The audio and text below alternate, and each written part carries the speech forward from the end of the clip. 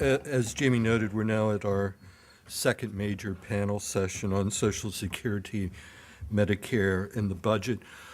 I think one of Jamie's major contributions over the last year or two, and particularly in directing us in this conference, is to think about Social Security and Medicare, it's very important to defend them, but to actually think about them in a strategic sense. Their strategic role in helping stabilize the economy in as Congresswoman Kennerly so articulately noted, their long-term sort of preservation of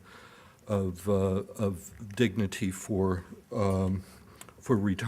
retirement, but also to think about them in a strategic sense going forward as the most cost-effective ways. If you're thinking about future budgets as well as recovery, these are the most cost-effective ways to provide retirement security and health security for a large portion of the American population. And I think Jamie has done a very good job in highlighting some of the ways that Social Security and Medicare can be utilized in these strategic fashions going forward. And I hope that our panel will in addition to establishing as Jamie said, the true record of Social Security and Medicare, give us some ideas about the strategic role of these programs going forward. You have the bios of the panel, so I won't belabor them other than to note that Eric Larson on my right, followed by Nancy Altman, and then Harold Pollack, and then Greg Anrick. And we're going in the order of Eric, Nancy, Greg, and then Harold Pollack. And you each have 6 to 8 minutes. So we'll try and move along. What I'd like to do in the next few minutes is to put the current discussion about Social Security into context and then try to make sense, if that's possible, of the role that the President's Fiscal Commission is playing in the discussion. The Social Security debate is the longest-running domestic political tug-of-war in Washington. It goes back 30 years, and in a way, not much has changed in all of that time. The issues involved and the positions that conservatives and liberals have staked out are almost exactly the same ones as when Reagan entered office. This last 30 years also coincides pretty closely with the long period of wage stagnation for American workers. And wage stagnation is the primary cause of whatever funding problem Social Security faces today. The evidence of this is in the trustees' reports. In 1998, the projected year of exhaustion for the trust funds was 2032. By 2003, when the effects of a half-decade of rapid wage growth during the second Clinton administration had played themselves through, the date of exhaustion was 2042. Last year, after a long relapse into wage stagnation, the date of exhaustion slid back to 2037, and that's where it remains today, this year in the trustees' latest report. There's one other big source of pressure on Social Security, which is health care costs. The reform bill that passed this year may help to ease these costs, maybe even more than is being projected, if it's allowed to remain in place. But we won't know the direction for sure for at least 5 to 7 years. Meanwhile, more and more of seniors' Social Security checks are being eaten away in health care expenses. In 1970, 5 years after Medicare was enacted, seniors' out-of-pocket expenses for health care were minuscule. Today, they pay an average of a bit more than $250 a month out of a Social Security check that averages about $1,100 a month. By 2084, the trustees project that Medicare Parts B and D will absorb more than half of what you get in a Social Security check, and that's not counting other health care costs that aren't covered by Medicare. In other words, if the healthcare system isn't brought under control, Social Security will have to be made more generous because increasingly it's a specifically healthcare benefit, not a retirement income benefit. Instead, the opposite is happening. Thanks to the hikes in the age of eligibility, which were enacted in the 1983 amendments to the Social Security Act, and to changes in the program's inflation formula during the Clinton administration, the value of Social Security benefits has been going down, not up. Seniors are going to feel this more acutely over the next 2 decades as the replacement rate for final average income slips from 39% to 31%, even if nothing further is done to downgrade the system. But even healthcare costs would be less of a problem if wages weren't stuck in neutral or declining. So the real dividing line in the issue of Social Security hinges on wages. Keep in mind that there are actually 3 sides in the Social Security debate. There's the traditional defenders of Social Security who want to keep the basic structure as it is and oppose further erosion of benefits. The second are the privatizers who essentially want to funnel workers' payroll taxes to the financial services industry in the form of private accounts. The third group are the deficit hawks who essentially want to simply continue to cut benefits as much as they possibly can. The privatizers and the deficit hawks don't always see eye to eye, but the end result of their proposals is the same. The traditional Social Security benefit would either be zeroed out or would be placed on a fast track to becoming so small that it would be inconsequential. Each of these 3 groups has a different view on the crucial issue of wages. The pro-Social Security types tend to want to see wages start rising again because that's the best way to assure that the program's health is going to continue to be healthy going forward. The privatizers hate taxes and would like to see income from private investments replace wages as the main source of wealth for just about everyone. That's what Karl Rove used to call the ownership society. The deficit hawks tend to agree, although they're not as wedded to the idea of private accounts directly being carved out of payroll taxes. What those 2 groups do tend to agree on is that the privatizers and the deficit hawks is that the direction of that wages have been going in for the last 30 years is not going to change and probably shouldn't. That means that if they get their way, income tax and payroll tax revenues are going to trend down, not up, over the long term. That means government, including Social Security, is going to have to shrink. It's becoming a zero-sum game, and the privatizers and the deficit hawks aren't very interested in doing anything to change this. That puts us as a society in a race to the bottom that logically means cutting Social Security and cutting it until there's nothing left to cut. The members of the Deficit Commission are almost all privatizers and deficit hawks. In other words, they more or less buy into this zero-sum picture of where we're headed economically. Many of them have preached for years that Social Security needs to be curbed or privatized, even though it doesn't represent a very big part of the long-term fiscal problem. The key figure here is how much pressure Social Security places on GDP. In other words, on the economy as a whole. The answer is not very much. According to the trustees' report, the latest one, the Social Security deficit over 75 years, in other words, the benefit promises that payroll taxes don't cover all by themselves, will come to just 0.7% of GDP.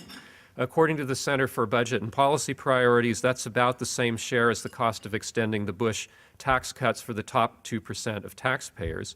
It's equal to about 1.92% of taxable payroll, which is small enough that the whole deficit could be the whole Social Security deficit could be eliminated by a series of modest boosts in payroll tax that would never exceed the rate of inflation or the rate of wage growth if we should ever experience such a thing again. This is how Social Security was rebalanced in previous years, and this is the way it could be done again very easily.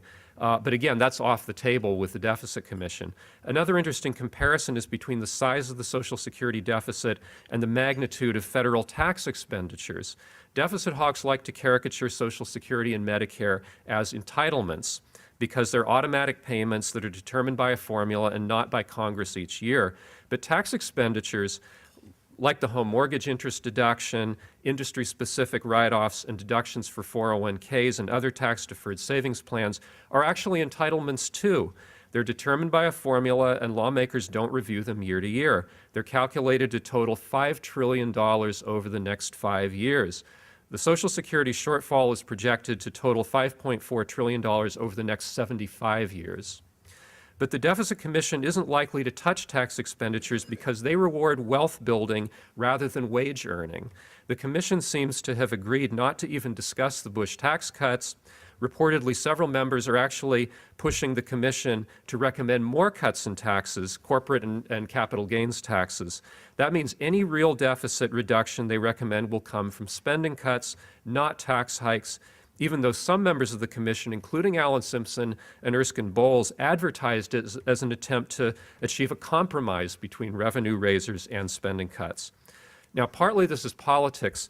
Republicans smell victory in November, so it's understandable that they wouldn't be interested in holding hands with the Blue Dogs and jumping off a cliff together.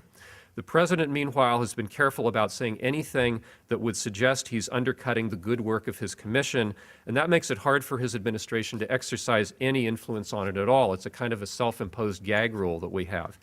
What I'm suggesting, though, is that the fundamental problem here is a kind of tacit understanding that seems to include everyone in policymaking Washington except the more progressive Democrats, and that is that there's not much to be done about wage growth, or even, it seems, about unemployment in the next few years.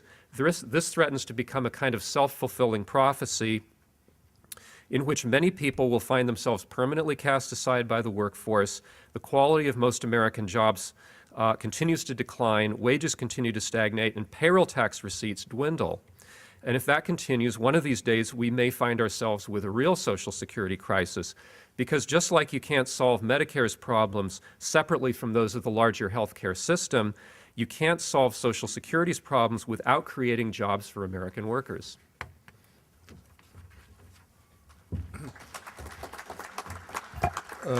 Thank you, Eric. That was a very valuable overview, and I hope by the next time you make that presentation, you can add a fourth group about a group that wants to strengthen and expand Social Security. And that's a segue to Nancy Altman.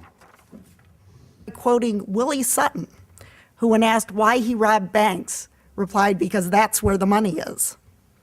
If one looks at the federal budget only as a unified whole, Social Security does indeed appear to be where the money is. But while examining the federal budget as a unified whole is useful for analyzing broad fiscal policy, it's a simplified and therefore distorting frame. That frame ignores that Social Security is a defined benefit pension plan with added life insurance and disability insurance protection sponsored by the federal government. Just as private employers are required to keep company pension plan assets in trust, segregated from general operating funds, so Social Security's assets are kept in trust. If a CEO talked about the company pension plan the way that today's deficit hawks refer to Social Security, they would appropriately be accused of seeking to raid the plan. In this context, the analogy to Willie Sutton, the notorious bank robber, takes on an unintended but revealing cast. Bank robbers and deficit hawks, all eager to steal the money from hardworking Americans that they trustingly hand over every payday to what they believe is a safe, secure institution. To ensure that Social Security will always be able to meet all of its obligations, its Board of Trustees employs over 40 actuaries whose job it is to project the program's income and outgo for the next 75 years and report those findings annually to Congress. For budget purposes, 5 years is a reasonable time horizon, and anything over 10 years is quite distant. In contrast, because insurers and pension plans typically face a time lag, often a substantial time lag, between the receipt of premiums or contributions and the expenditure of benefits, they must, to be prudent, employ lengthy periods of valuation well beyond 10 years.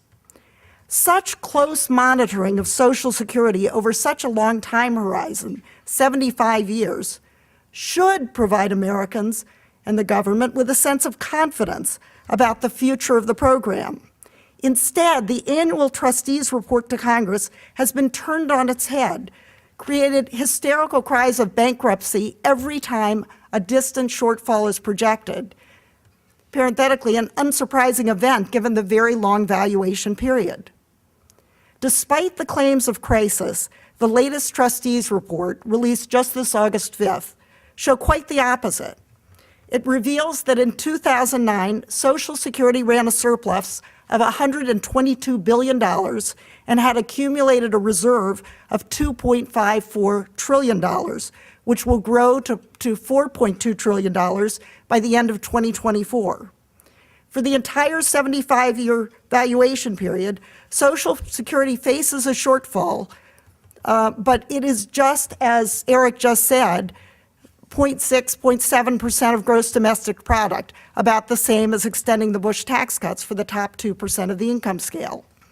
Indeed, Social Security's actuaries, again, I'm repeating a little bit, Eric, they project that with no congressional action whatsoever, Social Security can pay all benefits on time and in full until 2037, at which point it can still pay with no change whatsoever at least 3/4 of scheduled benefits for the entire valuation period.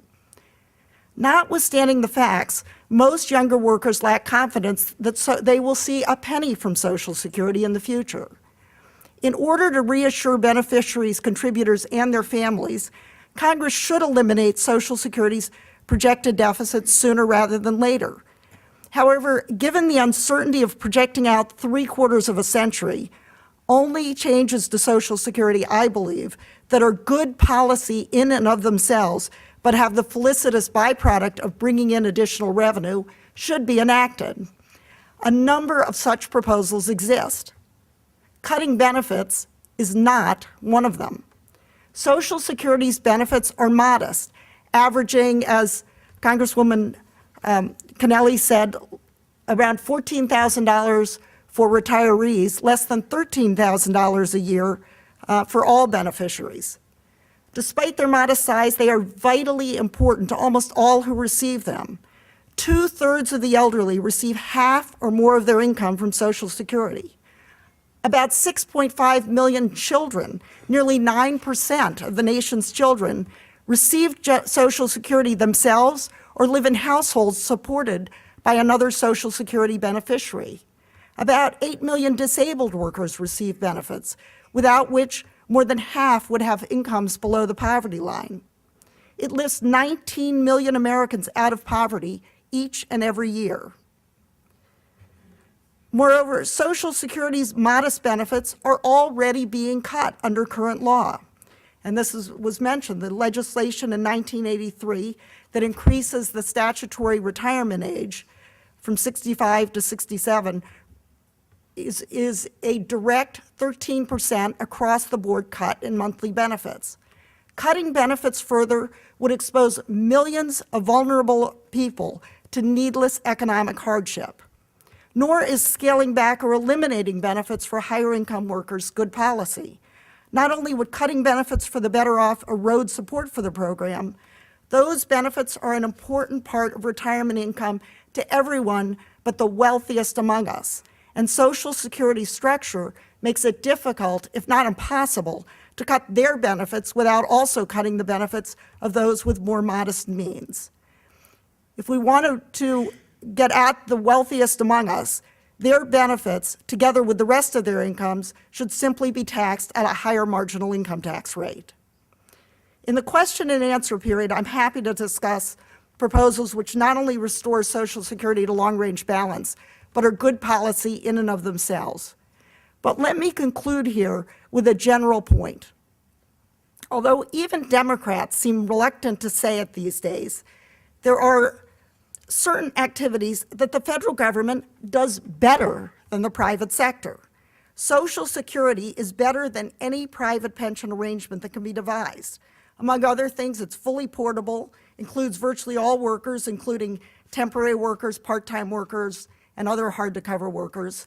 Its benefits are fully protected against inflation, and it has many other strengths. It does all of this extremely efficiently, returning in benefits more than 99 cents of every dollar spent. No private arrangement can boast of such low administrative costs. The reason that Social Security works so efficiently and well is because, unlike any other entity in our country, it can maintain the broadest risk pool possible, virtually the entire country, and prevent all adverse selection.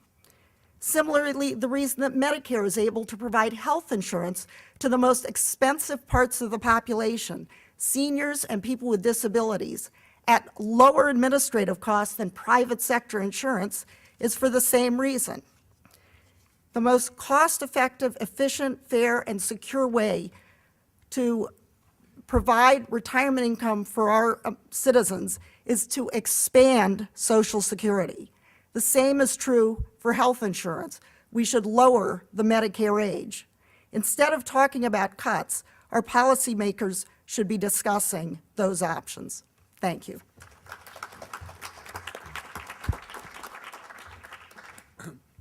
Thank you, Nancy. And now to further broaden our discussion into Medicare, we'll turn to Greg Enrique of the Century Foundation. Thanks. Thanks very much, Cheryl. I'm very happy to be here. One of our assignments for this panel was to discuss ideas that might be different from the sorts of policies that you hear a lot about during debates over the federal budget, particularly with respect to social insurance. I'm going to discuss just one idea, which is actually a hobby horse of mine, but an idea that I believe would be enormously beneficial to many millions of Americans as well as the overall fiscal health of the country. Not long ago, it seemed like a pipe dream, but changes in the new health care legislation have actually created new possibilities for bringing it about. So the idea is to fully federalize Medicaid. It's the health insurance program for low-income Americans, the disabled, and the elderly who require long-term care. Since its inception in 1965, Medicaid's management and financing have been shared between the federal government and the states. That arrangement has always been problematic for many reasons, but the central problem is that dividing responsibility between the federal government and the states diffuses accountability. No one is responsible when everyone is responsible. And as a result, that leaves problems to fester in contrast to fully federal programs like Social Security and Medicare, which over the years have been reformed in ways that actually strengthen them. Medicaid has forever been plagued by inequities, inefficiencies, and scattershot effectiveness with wide variations from state to state, largely because it's been long associated with welfare. While there are many reasons why federalizing Medicaid would improve public health and the cost effectiveness of our healthcare system, there's another big motivating factor, which is the fiscal condition of the states. We all know that state governments have been squeezed terribly in recent years. The Great Recession has caused tax revenues to plummet and demand for public services to soar.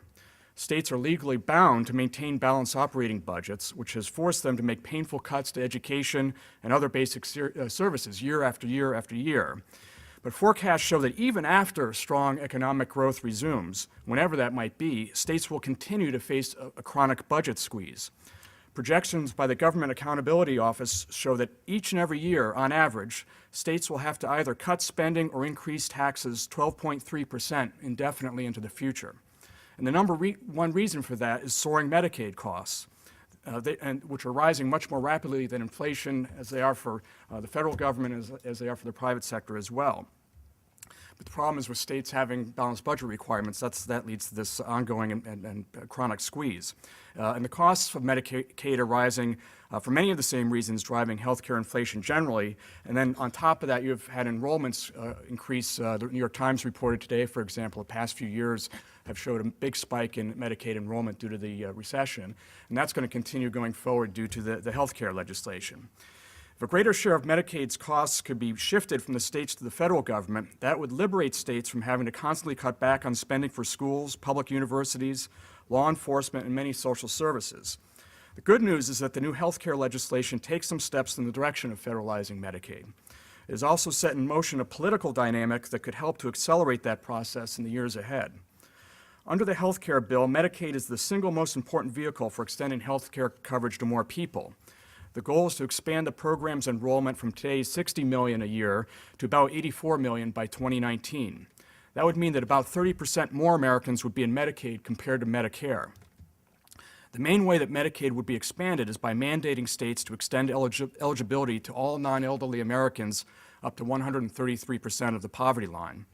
To make that work, the federal government would pay 96% of the cost over the next 10 years. Normally under Medicaid, heavily populated wealthy states are obligated to pay half the cost of enrollees, while less wealthy states pay 24%, with other states somewhere in between. But under the health care bill, the feds cover the entire cost of newly eligible enrollees for 3 years, beginning in 2014 when the law takes effect. That ratchets down a little bit thereafter, but even by 2020, the federal government would still pay 90% of the cost for those new enrollees, much higher than the normal rate. The higher matching rates are obviously intended to induce states to be willing to take on new Medicaid enrollees, but note 3 points about this change. One is that now you have a situation where on the one hand, say a pregnant woman in California who is eligible for Medicaid under existing criteria would have only 50% of her costs paid for by the federal government, while a low-income adult male in Georgia who becomes newly eligible under the new legislation would have his costs entirely covered by the federal government. And just from an equity standpoint, that doesn't seem to make a lot of sense. Secondly, administering these changes is going to be very difficult for states. They will have to determine, beginning when the law takes effect in 2014, whether applicants qualified for Medicaid under existing rules in the states as of 2010 or under the new thresholds. And in many cases, that will be difficult. There may be a lot of people at the margins. And then you have the changes taking effect after 2017. So you have lots of different matching rates, lots of different people that you're trying to figure out what's the rate for these individuals. So that complexity, I think, is going to create confusion and may lead to reforms. And as you probably know, 20 states are suing the federal government, even though their new financial obligations are minimal under the legislation. Their lawsuit says that the legislation is, quote, an unprecedented encroachment on the liberty of the individuals living in the plaintiff's respective states. And whatever the outcome of that lawsuit, the mere fact of it suggests that many of those states will not exactly be reaching out energetically to enroll those who now have become eligible for Medicaid. Even as it stands, studies have found that about 1 in 4 non-elderly Americans without health care coverage were eligible for Medicaid or CHIP, the children's program, but not enrolled in them. Among the states, enrollment varies widely. In Mississippi, for example, only 36% of its eligible residents have been enrolled in Medicaid, even under that state's very limited eligibility criteria. So if so many states are going to be dragged kicking and screaming to carry out the law, even though they don't have to pay for it, that would seem to be a very strong rationale right there to federalize the program. The big political challenge will be persuading both Democratic and Republican deficit hawks at the federal level that shifting costs now borne by the states to the federal government makes fiscal sense. And in fact, it does for several reasons. One is that Americans will have to pay Medicaid's costs one way or another. Because state taxes are much more regressive than the federal income tax, moving toward federalism would shift the cost burden to a greater extent toward those who can most afford it. Secondly, America's interrelated problems of soaring medical inflation, mediocre care, and a huge uninsured population are an outgrowth of our highly fragmented healthcare system. Federalizing Medicaid would reduce that fragmentation, giving the federal government much greater leverage to control overall healthcare costs. Almost all of the cost-saving reforms in the healthcare legislation are applied only to Medicare because the feds can't sufficiently manage Medicaid as currently structured. Federalization would allow successful cost-saving changes to be extended much more broadly through Medicaid as well. Federal outlays would no doubt increase substantially at first, but down the road, the rate of healthcare cost increases would likely decline more significantly and rapidly than they would otherwise. One other benefit is that during recessions, when state-balanced budget requirements lead to Medicaid cutbacks, the federal government would have greater flexibility to make sure low-income individuals are adequately covered. There's no question that the political hurdles to federalizing Medicaid are significant, as they are for every other progressive idea. But this was an idea Ronald Reagan actually supported, and some states' rights conservatives also liked the idea because it would get rid of federal mandates on states. And it would also enable states hobbled by financial pressures to better govern themselves. Federalizing Medicaid has always been a good idea, but the health care bill just might set in motion a political process and rationale for actually making it happen. And the New America Foundation, thanks to Cheryl and Michael Lind, published a paper by me that provides more detail on the subject if you're interested. Thank you. Thanks, Greg. And now we'll hear from Harold Pollack.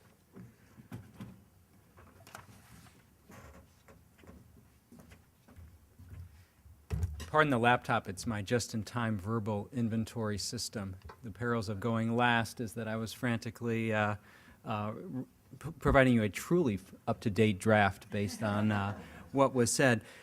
When people talk about the entitlement problem, They usually mean Social Security, Medicare, Medicaid, and increasingly public employee pension and health benefits are being thrown into the mix of the discussion as well. In my view, only one of these, Medicare, is on a fundamentally troubling fiscal path. Even here, I would say that the projections reflect broader issues of health policy. Medicare faces complicated problems of public management and political economy in managing the program, and we misspecify things when we frame the challenge as, as one of reining in an overly generous entitlement. And I think that, that Barbara Kennelly and Eric spoke very eloquently to those issues. My Google Calendar feature tells me that October 1 is day 27,000 something of the Social Security non-crisis. Now, 10 years ago, it was very fashionable to say that the trust funds were holding these worthless IOUs, as Barbara noted, backed only by the full faith and credit of the United States. I would only say that I really, really wish my 401k had been crammed with those worthless IOUs over the past 10 years, given various other things that have occurred. Social Security benefits now comprise about 4.8% of GDP. And as people have noted, they're projected to peak at about 6.1% of GDP about 25 years from now, and then to level off at about 5.9%. The projected 75-year deficit is the hilariously precisely defined 1.92% of taxable payroll, or about 0.7% of GDP. As Paul Krugman notes, that's a smaller gap than the increase in defense spending we've had in the past 9 years. It's also about the size of the hole punched by the top end of the Bush tax cuts. CBO has identified 30 ways to address what I consider to be quite manageable funding gap. My personal favorite is to eliminate or to greatly raise the ceiling on taxable earnings. Eliminating the earnings cap would cover about 90% of the funding gap. It's also progressive tax policy in a lot of ways. Many of us get a weird paycheck at some point near the end of the year where I hit the earnings cap. I wonder how much we would even notice if that were moved. For reasons that Nancy mentioned, I think this is smarter policy than trying to cut benefits explicitly at the top end of the income scale. I don't believe that people will see changes in at the top end of the payroll tax as converting Social Security into a welfare program. There are really so many different reasons that distinguish Social Security from means-tested categorical programs that I just don't see that as a realistic problem that we have to be thinking about when we talk about altering the payroll tax. And I especially favor raising the cap because we need to increase benefits for specific populations. My mom, who's a single mom, like many, many people in the current economic crisis, needed to take benefits at age 62, and she's been living now for almost 2 decades with a very modest income and medical expenses. And there's a lot of people on Social Security who live on quite modest means that, if anything, we need to increase the benefits to those people. And one of the sadder aspects of the current economic crisis is more and more people are having to take early Social Security benefits, which over a long period of time is going to be very punishing for those people as they get into their 70s and 80s. So cutting the benefits is really not something that I welcome. On Medicaid, I will just say that Greg is entirely right about Medicaid. In many tangible ways, Medicaid is tangibly underfunded. Its historical cost growth looks very scary unless you put it on the same graph as Medicare, at which point you realize it's actually been pretty modest. The problem is that the wrong level of government is paying, and states are groaning under the load. And things like inadequate provider reimbursement and decisions by recession-bound states to cut benefits. For example, disabled people in California have lost their dental benefits under Medicaid. These are symptoms of a program whose financing structure is wrong, but the central challenge is not cost control, either in the short run or